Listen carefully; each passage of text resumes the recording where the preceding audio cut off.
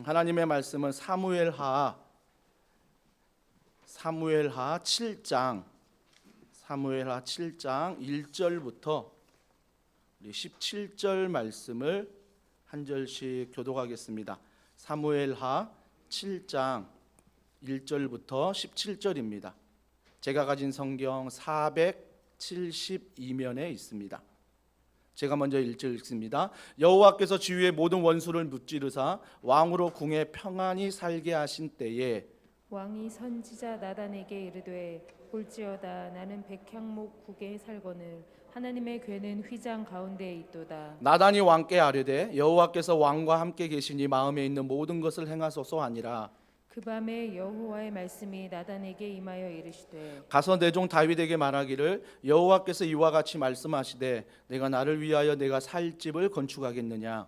내가 이스라엘 자손을 애굽에서 인도하여 내던 날부터 오늘까지 집에 살지 아니하고 장막과 성막 안에서 다녔나니 이스라엘 자손과 더불어 다니는 모든 곳에서 내가 내 백성 이스라엘을 먹이라고 명령한 이스라엘 어느 지파들 가운데 하나에게 내가 말하기를 너희가 어찌하여 나를 위하여 백향목 집을 건축하지 아니하였느냐고 말하였느냐. 그러므로 이제 내 종 다윗에게 이와 같이 말하라. 만군의 여호와께서 이와 같이 말씀하시기를 내가 너를 목장 곧 양을 따르는 데에서 데려다가 내 백성 이스라엘의 주권자로 삼고 내가 가는 모든 곳에서 내가 너와 함께 있어 내 모든 원수를 내 앞에서 멸하였은즉 땅에서 위대한 자들의 이름같이 내 이름을 위대하게 만들어 주리라. 내가 또 내 백성 이스라엘을 위하여 한 곳을 정하여 그를 심고 그를 거주하게 하고 다시 옮기지 못하게 하며 악한 종류로 전과 같이 그들을 해하지 못하게 하여 전에 내가 사사에게 명령하여 내 백성 이스라엘을 다스리던 때와 같지 아니하게 하고 너를 모든 원수에게서 벗어나 편히 쉬게 하리라. 여호와가 또 내게 이르노니 여호와가 너를 위하여 집을 짓고 내 수완이 차서 내 조상들과 함께 누울 때에 내가 내 몸에서 날 내 씨를 내 뒤에 세워 그의 나라를 견고하게 하리라. 그는 내 이름을 위하여 집을 건축할 것이요 나는 그의 나라 왕위를 영원히 견고하게 하리라. 나는 그에게 아버지가 되고 그는 내게 아들이 되리니 그가 만일 죄를 범하면 내가 사람의 매와 인생의 채찍으로 징계하려니와 내가 내 앞에서 물러나게 한 사울에게서 내 은총을 빼앗은 것처럼 그에게서 빼앗지는 아니하리라. 내 집과 내 나라가 내 앞에서 영원히 보존되고 내 왕위가 영원히 견고하리라 하셨다 다 하라. 같이요. 나단이 이 모든 말씀들과 이 모든 계시대로 다윗에게 말하니라. 아멘. 내가 나를 위하여 내가 너를 위하여라는 제목으로 하나님 말씀 전하도록 하겠습니다. 지난주 말씀이 다윗이 인생이 꼬이고 엉켜 있는 일들이 참 많았습니다. 우리가 살펴보았듯이 가정에서 부모로부터 형제로부터 왕따를 당하고 또한 골리앗을 이겼지만 사울에게 쫓겨다니는 신세였습니다. 사무엘 선지자가 10대 후반에 기름 부음을 받았지만 30대가 돼서야 이스라엘 왕이 되었던 다윗이었습니다. 참 많은 인생에 엉키고 꼬인 문제가 많았지요. 근데 30세에 왕이 된 다음에 오늘 1절은 이렇게 시작합니다. 여호와께서 주위의 모든 원수를 무찌르사 왕으로 궁에 평안히 살게 하신 때에라고 말합니다. 누가 이런 평안을 주셨습니까? 다윗이 이렇게 고백합니다. 여호와께서, 하나님께서 이런 평안을 주셨다. 그 평안이 뭐냐? 원수를 무찔렀다. 블레셋 군대들을 다 이겼죠. 블레셋 군대를 이기고 또 1절 중반에 보니까 왕으로 궁에 평안히 살게 하셨다. 이제 자기는 쫓겨다니는 신세가 아니라 궁에서 사는 그런 평안함을 다윗이 누리고 있다라는 것입니다. 여러분, 인생을 살면서 이런 평안할 때가 많지는 않지요. 하지만 인생을 돌아보면서 여러분이 평안할 때는 언제셨습니까? 그때 어떤 생각을 하셨습니까? 오늘 다윗이 이런 평안할 때 어떤 생각을 하냐면 2절에 보니까 왕이 선지자 나단에게 이르되 볼지어다 나는 백향목 궁에 살거늘 하나님의 궤는 휘장 가운데 있도다라고 말합니다. 어떤 생각을 합니까? 내가 평안하니까 하나님을 잊어버린 게 아니라 나는 이렇게 평안한데 궁에 거하는데 하나님의 언약궤는 어디에 있어요? 천막 안에 있더라. 이게 다윗의 마음에 불편한 것입니다. 나는 좋은 집에 사는데 하나님의 언약궤는 천막 안에 있으니 이게 너무나 불편해서 그 마음 가운데 나단을 찾아갑니다. 나단 선지자 찾아가 뭐라고 말하냐면 3절에 보세요. 나단이 왕께 아뢰되 여호와께서 왕과 함께 계시니 마음에 있는 모든 것을 행하소서 하니라 라고 말합니다. 즉 왕이 다윗이 나단을 찾아가 선지자지요. 하나님 말씀을 대언하는 사람입니다. 그를 찾아가 내 마음이 너무 불편하다. 내가 왕궁에 거해서 너무나 좋은데 블레셋 군대를 다 이겨서 너무나 좋은데 나는 궁에 있는데 하나님의 언약궤는 장막에 있는 게 너무나 불편하다. 그래서 뭐라고 그래요? 내가 하나님의 언약궤를 위해서 성전을 짓겠다라고 말합니다. 성전을 짓겠다라고 말해요. 그때 나단이 뭐라고 말했다고요? 당신의 마음이 기특하다. 당신의 마음이 착하다라고 말합니다. 그런데 이 마음을 하나님도 기뻐하십니다. 자, 열왕기상 8장 18절입니다. 다 같이 읽습니다. 시작. 여호와께서 내 아버지 다윗에게 이르시되 내가 내 이름을 위하여 성전을 건축할 마음이 있으니 이 마음이 내게 있는 것이 좋도다. 하나님도 뭐예요? 다윗의 그 마음을 기쁘게 받으셨습니다. 너 기특하다. 어려울 때도 하나님 찾기 힘들지만 어려울 때도 여전히 하나님을 찾고 너가 평안할 때도 뭐예요? 너만 궁에 거해서 하나님을 잊어버리는 게 아니라 여전히 하나님을 생각하며 언약궤가 천막에 있으니 그 천막에서 궁으로 옮겨야 되겠다. 그래서 성전을 건축해야 되겠다라고 그 기특한 마음을 다윗이 하고 있는데 그 마음을 하나님도 칭찬하고 있다라는 것입니다. 그러면서 나단이 그 3절에 아까 얘기했던 것처럼 좋은 마음이다. 그렇게 하시면 좋겠다. 여러분 상상해 보자고요. 다윗이 평안할 때 하나님의 언약궤가 천막에 있으니 장막에 있으니 내 마음이 불편하다 말하고 내가 하나님을 위하여 성전을 건축하겠다라고 말했을 때 나단이 허락했습니다. 왜 나단을 찾아갔을까요? 이유는 한 가지입니다. 내가 지금 생각하는 게 맞을까? 이걸 아무래도 다윗은 나단을 통해서 듣길 원했던 것 같습니다. 근데 나단이 확인을 해준 거죠. 맞다, 귀하다, 착하다, 기특하다 확인해 주니까 여러분이 한번 다윗이 돼 보십시오. 내가 하고 싶은 일을 누군가 하나님의 선지자가 맞다라고 하면 마음이 얼마나 기쁘겠습니까? 그래서 아마 그날 저녁 상상해 보건대 다윗은 잠을 이루지 못했을 것입니다. 내가 평안한 것으로 끝나는 게 아니라 하나님의 언약궤가 드디어 성전 안에 건축이 되어서 들어온다는 그 사실에 너무나 마음이 감동이 되는 것입니다. 너무나 기쁜 것입니다. 우리 삶에서도 이런 일들이 많이 있지 않습니까? 너무나 설레고 너무나 기대가 되는 내일이 있다면 오늘 이 밤이 잠이 안 올 정도로 내일이 기대가 되고 설레이기도 하는 것입니다. 그런데 하루 만에 청천벽력과 같은 소식을 다윗이 듣습니다. 먼저 다윗에게 하나님이 말하는 게 아니라 나단 선지자에게 하나님의 말씀을 대언하는 그에게 찾아가서 하나님이 이렇게 말씀하십니다. 5절에 보십시오. 가서 내 종 다윗에게 말하기를 여호와께서 이와 같이 말씀하시되 내가 나를 위하여 내가 살 집을 건축하겠느냐. 좀 뉘앙스를 보니까 너가 나의 살 집을 건축한다고? 좀 뭔가 탐탁치 않는, 뭔가 하나님의 마음이 불편한 이야기를 나단에게 하고 있다는 것입니다. 그러면서 12절과 13절은 이렇게 말합니다. 여러분 본문 12절과 13절. 자, 이 절은 다 같이 한번 읽어볼게요. 시작. 내 수완이 차서 내 조상들과 함께 누울 때에 내가 내 몸에서 날 내 씨를 내 뒤에 세워 그의 나라를 견고하게 하리라. 그는 내 이름을 위하여 집을 건축할 것이요 나는 그의 나라 왕위를 영원히 견고하게 하리라. 지금 뭐라고 말하는 거죠? 너가 누울 때라고 합니다. 즉 죽을 때를 말하는 거예요. 다윗이 너가 죽고 너 씨를 통하여 그 씨가 뭐예요? 성전을 건축할 거다. 너가 건축할 거 아니야 라고 지금 나단 선지자를 통하여 하나님이 말씀하시는 것입니다. 두 가지를 좀 기억하십시오. 내가 다윗이라면 굉장한 상처를 받을 것 같습니다.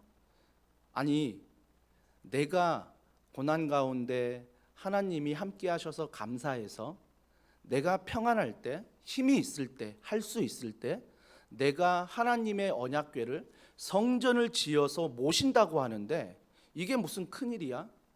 내가 할 수 있다는데, 하나님을 위해서 내가 한다는데 라고 하는 마음으로 다윗은 나단 선지자에게 이야기를 했습니다. 그러나 하나님은 너가 하는 게 아니라 너의 씨, 즉 솔로몬이 성전을 건축할 것이다 라고 말하였습니다. 다윗 얼마나 상처가 되겠습니까? 우리 인생 가운데도 이런 일이 있지 않습니까? 신앙생활 하다가도 내가 하나님을 위하여 한다는데 내 인생에 고난이 있고, 내가 하나님을 위하여 한다는데 내 인생 가운데 정말 교회 안에서도 직장에서도 가정에서도 인정받지 못할 때가 있다라는 것입니다. 다윗의 심정은 너무나 힘들었을 것입니다. 내가 나를 위하여 하는 것도 아니고 하나님을 위하여 한다는데 왜 하나님은 굳이 하지 못하게 하실까?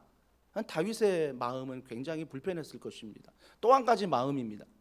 여호와께서 1절에 보니까 블레셋을 물리치고 다윗을 궁으로 들어가 평안하게 하셨다라고 한다면, 만약에 여호와께서 이 모든 것을 행했다고 한다면 여호와를 위하여 내가 성전을 건축한다라고 했을 때 다윗은 어떤 행동을 먼저 해야 합니까? 나단을 찾아갈 게 아니라 먼저 하나님께 물어야 했습니다. 근데 성경은 다윗이 이 마음을 가졌을 때 하나님께 기도했다라는 말이 없습니다. 하나님께 물었다라는 말이 없습니다. 나단 선지자도 마찬가지입니다. 나단 선지자도 하나님을 위하여 다윗이 이런 일을 한다라고 이야기했을 때 하나님의 말씀을 대언하는 선지자라고 한다면 하나님께 기도해 보고 우리가 이 일들을 결정하고 이 일들을 펼쳐나가면 좋겠다라고 하나님 앞에 물어야 하는데, 나단 선지자도 하나님께 물었다는 기록이 없다라는 것입니다. 여러분, 이 사실 앞에 무엇을 깨달으십니까? 왜 하나님이 직접 다윗에게 말할 수 있습니다. 너 안 된다니까? 너 자꾸 나를 위하여 한다라고 말하지 마. 그건 나를 위하여 하는 게 아니라 너가 하고 싶어 하는 거야 라고 하나님이 얼마든지 다윗을 통해서 이야기할 수 있습니다. 하지만 저는 여기에서 왜 하나님이 나단을 통해 이야기하실까라고 묵상해 볼 때 하나님의 말씀은, 하나님의 응답은 나를 통해 오기도 하지만 누군가를 통해서 나에게 하나님의 음성을 들려준다라는 것입니다. 그래서 우리는 뭐예요? 신앙 공동체 안에 있는 게 중요하다라는 것입니다. 우리가 기도하고 신앙생활할 때 풀리지 않고 엉키고 있는 문제들을 기도 제목 부탁했던 누군가가 함께 기도할 때 나에게 조언해 준 그 한마디가 나에게 힘이 되고 나에게 능력이 되고, 내가 그동안 하나님을 위하여 했다라고 했던 것들이 아니었구나, 나를 위하여 한 것이고 하나님을 위하여 하는 것은 바로 이런 것이구나를 깨닫게 해준다는 것입니다. 저 또한 마찬가지입니다. 지금까지 7년 동안 이 목회를 하면서 정말 더원사랑의 교회 안에서 운영위원 분들이 계시고 순장님이 계시고 많은 성기미들이 계시기 때문에 어떤 일을 펼치려고 할 때 반드시 단톡방이나 모임을 통해서 함께 소통합니다.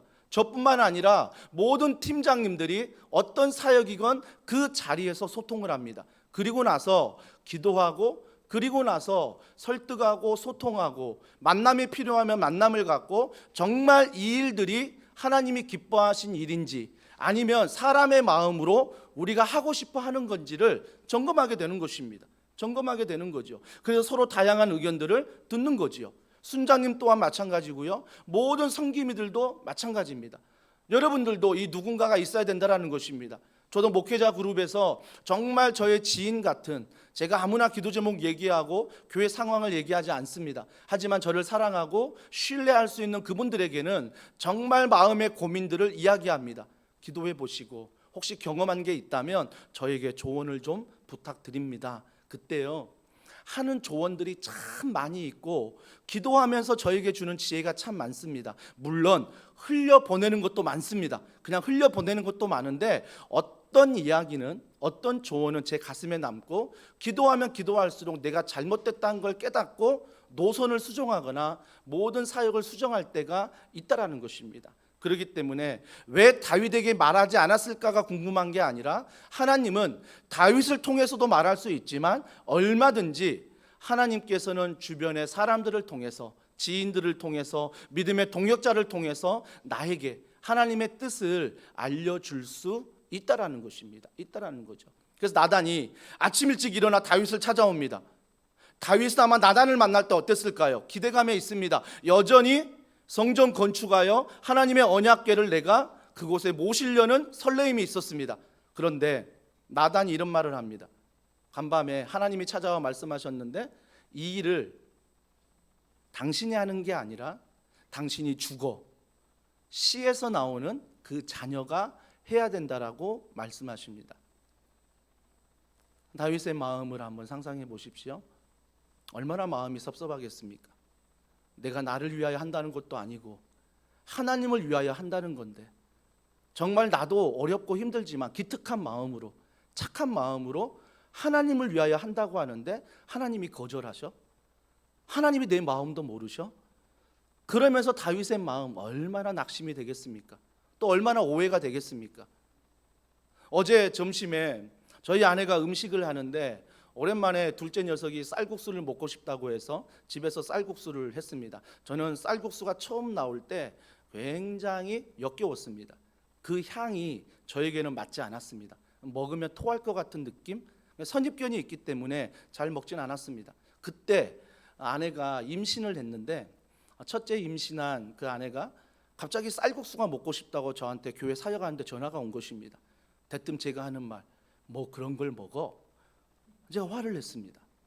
교회 사역 바쁜데 새벽에 나가 저녁까지 사역하는데 그걸 굳이 지금 전화해가지고 그걸 말해야 될까라고 제가 좀 섭섭하게 이야기한 것 같습니다. 저는 최선을 다해 자상하게 얘기했다 생각하는데 아마 아내 마음은 섭섭했던 것 같습니다.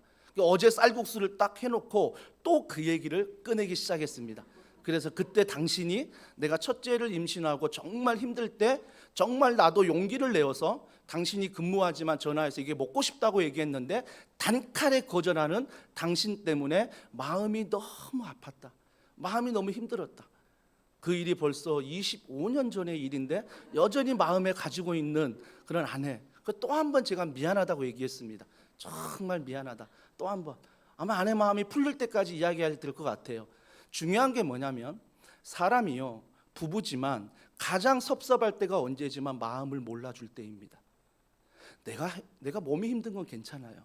내가 남편을 위해서, 내가 아내를 위해서, 가족을 위해서 뭔가 몸이 불편한 것 할 수 있어요. 하지만 그 몸이 불편한 걸 하고 있는데 남편이 아내의 마음을 모르고 아내가 남편의 마음을 모르고 자녀가 부모의 마음을 모를 때 내 마음이 어떻습니까? 너무나 힘든 거예요. 너무나 아픈 거예요. 그 무관심 때문에 너무나 마음이 힘이 든 것입니다. 아마 다윗이 그런 마음 아닐까요? 내가 하나님을 위하여 나는 궁에 있어서 하나님의 언약궤가 장막에 있으니 너무 마음이 불편해서 나는 착한 마음으로 기특한 마음으로 얘기한 건데 하나님이 내 때에 하지 않고 내 자녀인 솔로몬 때 한다는 게 아마 다윗에게는 굉장히 마음이 섭섭했을 것입니다. 마음이 아팠을 것입니다. 그런데 다윗의 신앙의 색깔이 그때서야 나오기 시작합니다. 다윗의 진가가 무엇이며 색깔이 무엇이냐면, 자, 사무엘하 7장 20절과 21절을 다 같이 읽습니다. 시작. 주 여호와는 주의 종을 아시오니 다윗이 다시 주께 무슨 말씀을 하오리까? 주의 말씀대로 말미암아 주의 뜻대로 이 모든 큰 일을 행하사 주의 종에게 알게 하셨나이다. 잘 보세요. 하나님이 내 마음 모른다라고 오해할 수도 있고, 거절했을 때 다윗이 뭐라고 말하냐면 주 여호와는 주의 종을 아시오니. 이게 다윗의 신앙이에요. 하나님이 거절해도, 하나님이 내 때가 아니라 자녀의 때에 이룬다고 해도 뭐라고 다윗은 고백합니까? 하나님이 나를 아신다, 내 마음을 아신다라는 거예요. 이게 다윗의 믿음이에요. 거절함에도 불구하고 화를 내거나 오해를 하거나 상처를 받거나 그걸 기억하는 게 아니라, 거절함에도 불구하고 마음은 낙심이 되고 청천벽력과 같은 이야기였지만 그 마음에 뭐예요? 주님은 내 마음을 아신다, 내 마음을 아신다라는 것입니다. 찬양 중에 사랑합니다 나의 예수님, 사랑합니다 아주 많이요, 사랑합니다 나의 예수님, 사랑합니다 그것뿐이에요. 우리 마음 아닙니까? 정말 주님을 사랑합니다. 근데 주님이 뭐라고 나에게 말씀하십니까? 사랑한다 아들아, 사랑한다 내 딸아, 내가 너를 잘 아노라. 사랑한다 아들아, 사랑한다 내 딸아, 내가 너를 축복하노라. 이게 노래가 잘 끝나야 되는데 이게 또 마지막 리듬이 잘 안 맞아요. 뭐가 아킬레스건의 노래인데 하여튼 여러분 뭘 느끼십니까? 내가 주님 사랑한다고 고백합니다. 주님 아시지요? 이 고백 참 많이 합니다. 내가 주를 위하여 예배합니다. 내가 주를 위하여 헌신합니다. 내가 주를 위하여 헌금을 드립니다. 내가 주를 위하여 직장에 갑니다. 내가 주를 위하여 가정에 갑니다. 그런데 하나님은 뭐라고 말씀하십니까? 그게 내가 원하는 게 아니야. 그게 내가 원하는 게 아니야 라고 말씀하십니다. 하나님의 마음은 따로 있는 것입니다. 따로 있는 거예요. 그때 다윗은 섭섭하지 않고 상처받지 않고 주님이 내 마음 아신다라고 고백하십니다. 그러면서 다윗이 또 하나의 믿음을 고백하는데 사무엘하 7장 20절과 22절 읽었던 말씀 끝에 보십시오. 하반절에 보면 주의 뜻대로 이 모든 큰 일을 행하사 주의 종에게 알게 하셨나이다 라고 말합니다. 주의 뜻대로입니다. 다윗이 그제서야 알게 된 거예요. 내가 하나님을 위하여 한다라고 하는 게 주의 뜻이 아닐 수 있구나는 것을 알게 된 것입니다. 그러면서 하나님의 거절 앞에 다윗이 뭐라고 말합니까? 주의 뜻이라고 말합니다. 즉 로마서 말씀 기억하십니까? 모든 것이 합력하여 선을 이루시는 하나님. 내가 거절을 받을지라도, 내가 고난에 있을지라도, 내가 아픔에 있을지라도 모든 것을 합력하여 선을 이루시는 하나님이시라는 것을 다윗은 지금 고백하고 있다라는 것입니다. 내가 성전 건축하고 싶었는데 못하면 어때? 내 아들이 하면 어때? 다음 세대가 하면 어때? 주님이 내 마음 아시고 마지막 하는 말, 주의 뜻이 그렇다면 내가 순종하겠다는 것입니다.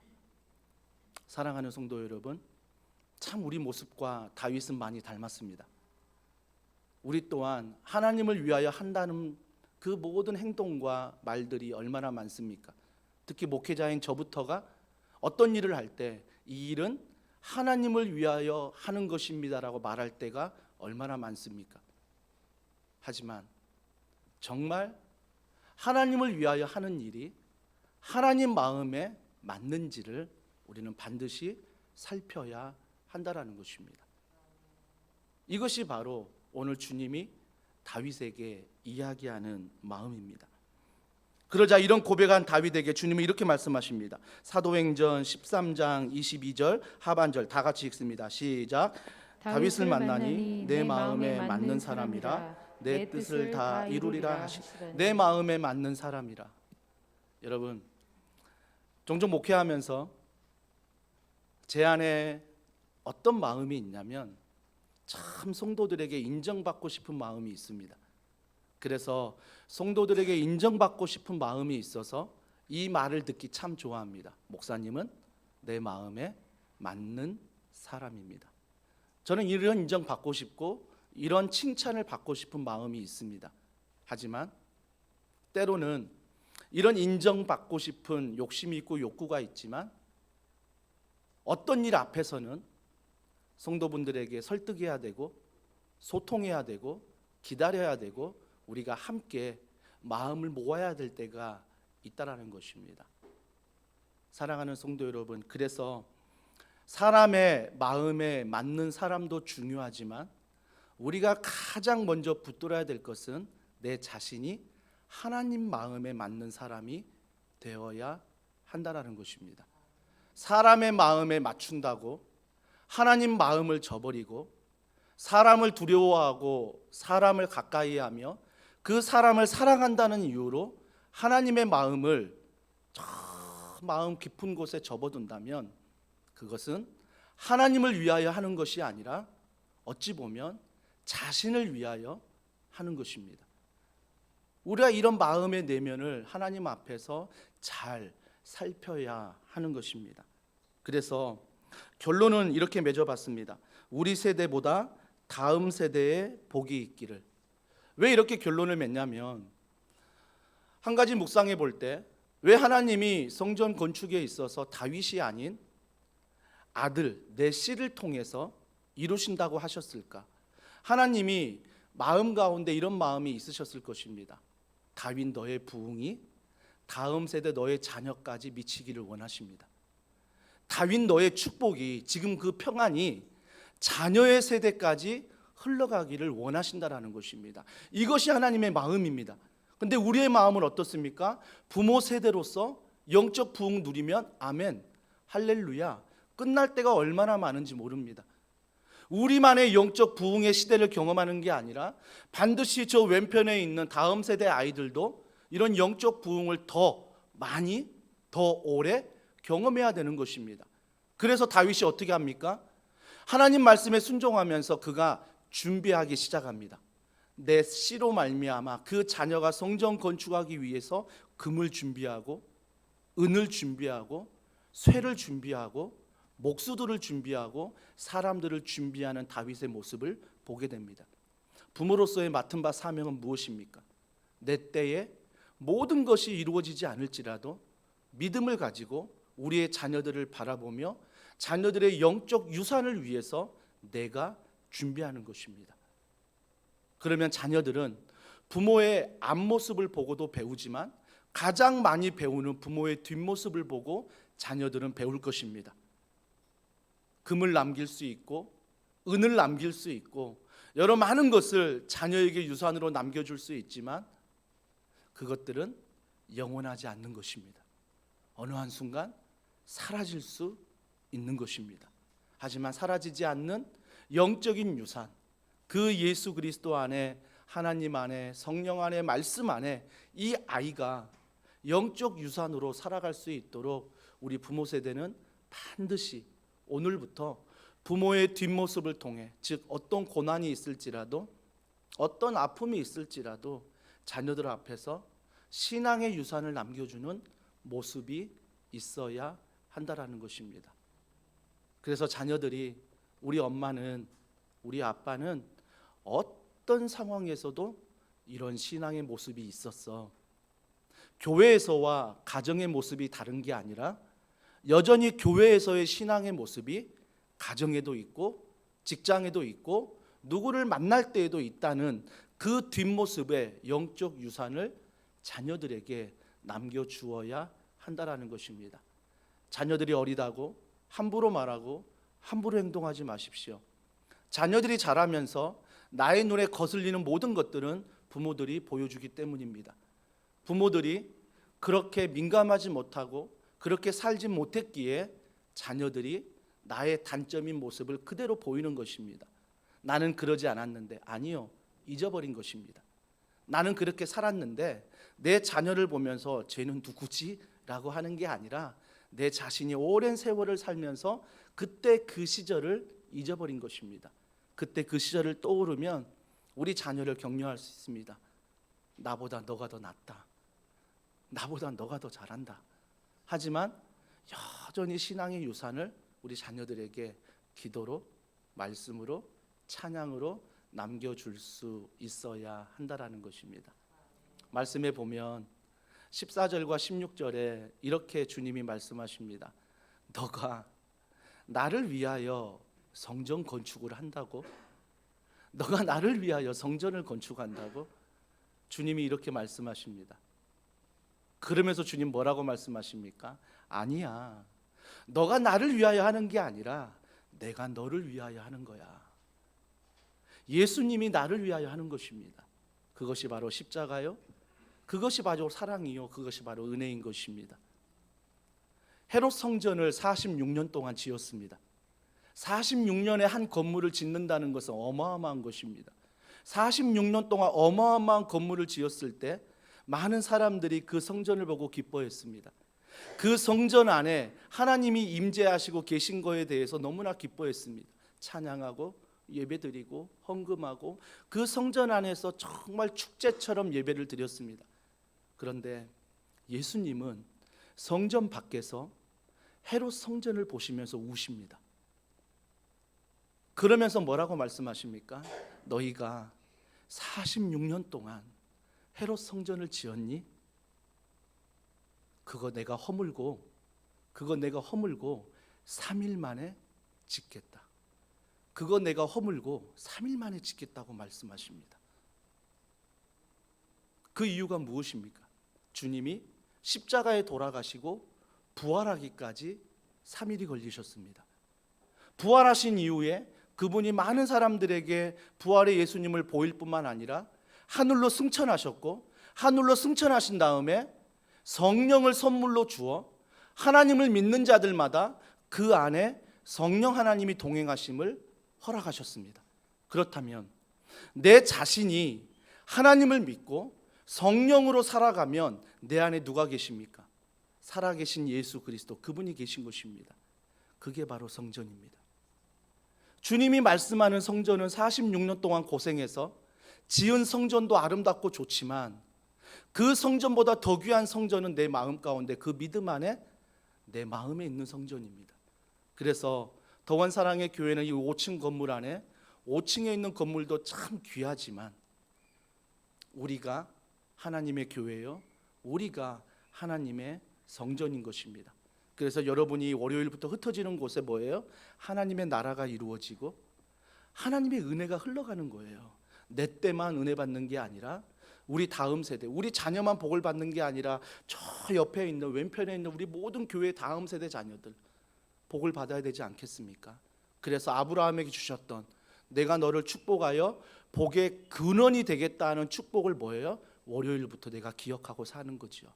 나는 아브라함의 언약의 약속의 사람이야. 나는 다윗 언약의 사람이야. 나는 예수 그리스도가 십자가를 통해 나를 구원하신 그 언약의 사람이야. 그걸 기억하고 이 사랑을 뭐예요? 흘려보내는 것입니다. 고이지 않는 거예요. 흘려보내는 것입니다. 사랑하는 성도 여러분, 오해는 하지 마십시오. 제가 건물이 필요 없다라고 말씀드리는 건 아닙니다. 건물은요, 옷과 같은 것입니다. 옷과 같으면 돼요. 거기에 많은 의미를 두지 마시고 건물은 옷이다. 필요하면, 감당할 수 있으면 늘려가면 되는 것입니다. 살이 쪄서 옷이 늘어나듯이 건물도 필요할 때, 감당할 때 그때 준비하면 되는 거지. 이 건물이 하나님이랑 오해하셔서 내가 어떤 상황이든 모든 걸 무시하고 교회 건물에만 목적을 두고 교회 건물에만 욕심을 둔다면 하나님을 위한 것이 아니라 나를 위한 그런 사역이 된다라는 것입니다. 사랑하는 성도 여러분, 그래서 내 때에만 부흥을 이루는 것이 아니라 다음 세대 자녀들, 우리의 자녀들이 이런 신앙의 부흥을 맛볼 수 있도록 지금부터 기도하십시오. 말씀에 순종하십시오. 우리 자녀는 교회 안 나오는데, 우리 자녀는 믿지 않는데 걱정하지 마세요. 여러분의 신앙의 유산을 남기면 그 자녀는 내 때가 아닐지라도 하나님의 때에 반드시 돌아옵니다. 그것이 하나님의 능력이요, 그것이 바로 하나님의 방법이기 때문입니다. 이러한 은혜가 이번 한 주간 직장에서, 가정에서 나를 위한 그런 고백이 아니라 하나님이 나를 위한 그 은혜의 고백으로, 그래서 예배를 드려도, 헌금을 드려도, 여러분이 헌신을 해도, 직장에 가서, 가정에 가서 어떤 사역을 해도 내가 하나님을 위하여 하는 게 아니라 하나님이 나를 위하여 했던 그 은혜를 붙잡고 감사하는 마음으로 걸어가는 귀한 은혜가 있기를 주님의 이름으로 축복합니다. 오늘 이 말씀 기억하며 우리 이 찬양 다 함께 고백하면 좋겠습니다. 우리 오늘 눈물로 한 알의 씨앗을 심는다. 나의 자녀와 다음 세대를 기억하며 우리 이 찬양 고백합니다. 우리 오늘 눈물로 한 알의 씨앗을 심는다. 꿈꿀 수 없어 무너진 가슴에 저들의 푸른 꿈 다시 돋아나도록 우리 함께 땀 흘려 소망의 길을 만든다. 누구를 위하여 만듭니까? 내일로 가는 길을 찾지 못했던 저들로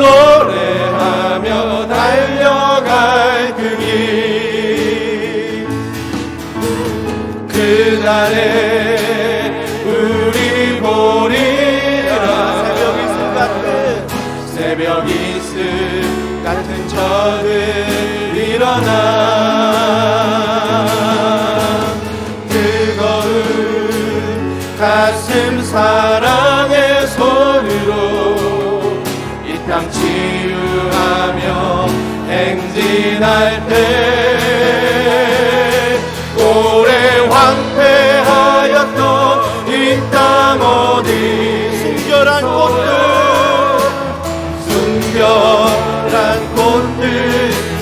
피어나고 그를 위해 나무가 가득한 우리 함께 오리라. 우리 그날이 언제입니까? 고백합니다. 그날에 우리 보리라.